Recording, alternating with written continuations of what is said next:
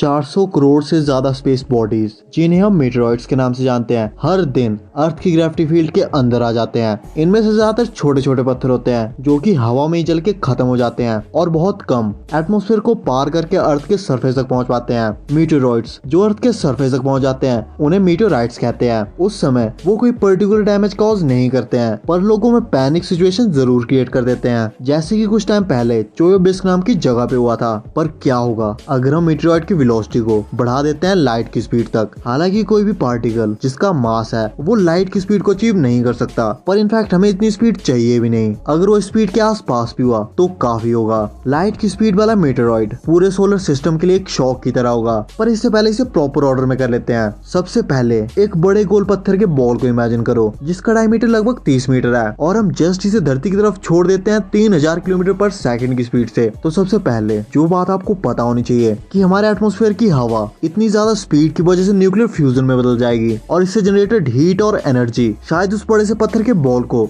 धरती तक पहुंचने से पहले ही खत्म कर दे। बट इतना काफी नहीं होगा, उस पत्थर के टुकड़े ज्यादा दूर तक नहीं जाएंगे और कुछ दूर जाने के बाद वापस से धरती पे क्रैश होना शुरू हो जाएंगे। हमारे पास जो बिगेस्ट न्यूक्लियर बॉम्ब मौजूद है ये उससे 1000 गुना ज्यादा एनर्जी को रिलीज करेगा, और वो पर्टिकुलर हिस्सा जहाँ ये इम्पैक्ट हुआ है पूरी तरह से क्लियर हो जाएगी मैसिव एनर्जी रिलीज की वजह से। पर रुकिए, ये सिर्फ लाइट की स्पीड का 0.01% था, इसलिए ये पूरा मीटरॉइड ना होके टूट कर कुछ कार्बन के टुकड़े बन के धरती से टकराया। पर क्योंकि इसकी स्पीड बहुत ज्यादा थी इसलिए हजारों टुकड़ों में टूट कर भी धरती पे बहुत ज्यादा डैमेज कॉज करेंगे। इससे इतनी ज्यादा फोर्स जनरेट होगी कि ये पूरी धरती की कोर को ब्रेक डाउन कर देगा। ये कोलिजन 50 गुना ज्यादा एनर्जी रिलीज करेगा उस कोलिजन से जो सभी डायनासोर के एक्सटिंक्ट होने का कारण बना था। इससे धरती पे मास एक्सटेंशन होगा, पर जनरली सभी लिविंग क्रीचर्स नहीं मरेंगे। बट चलिए इसे कुछ और इंटरेस्टिंग बनाते हैं, स्पीड में कुछ और नाइन्स ऐड करके और इसे बढ़ाकर 99.999999% कर देते हैं स्पीड ऑफ लाइट के, जो कि थियोरेटिकली पॉसिबल है। इस कंडीशन के अंदर ये सेम शेप में लाइट की स्पीड से अर्थ को हिट करेगा, जो कि धरती की कोर तक एक बहुत बड़ा होल क्रिएट कर देगा, और धरती के सरफेस पे इतनी ज्यादा एनर्जी रिलीज होगी कि सब कुछ मेल्ट या जलकर खत्म हो जाएगा सिर्फ 0.01 सेकंड में, और ये धरती पर लाइफ को पूरी तरह से खत्म कर देगा और कोई भी क्रीचर जिंदा नहीं बच पाएगा।